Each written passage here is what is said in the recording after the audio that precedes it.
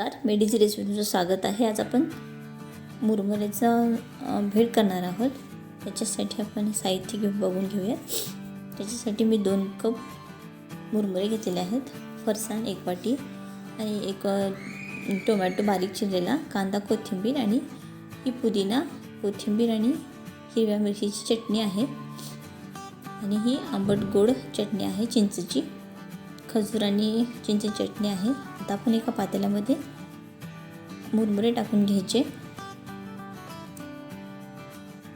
आणि थोडासा कांदा बारीक चिरलेला टाकून घ्यायचा.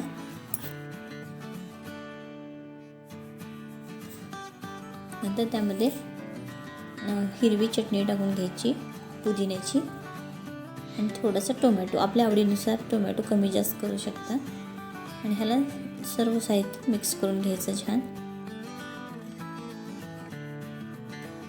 याच्यात तेलाची सुद्धा गरज नाही, अशी खूप छान लागते. आता आपण त्यामध्ये हे मिक्स झाल्यानंतर त्यामध्ये फरसाण टाकून घेऊया. आपल्या आवडीनुसार कमी जास्त करू शकता.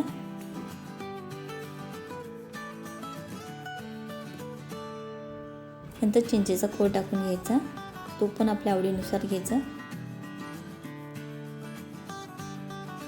आणि सर्व साहित्य मिक्स करून घ्यायचं.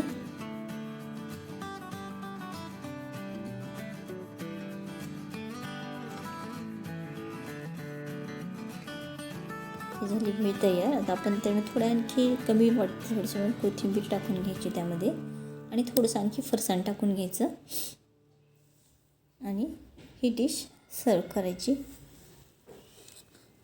हे मिक्स करून घ्यायचं आणि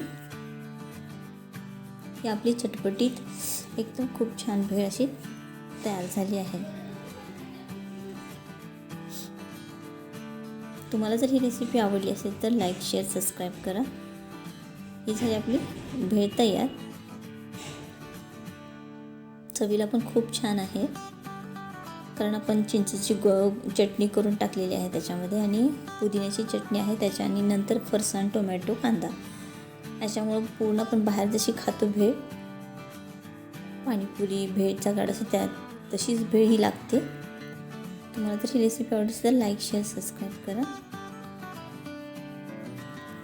थँक्यू.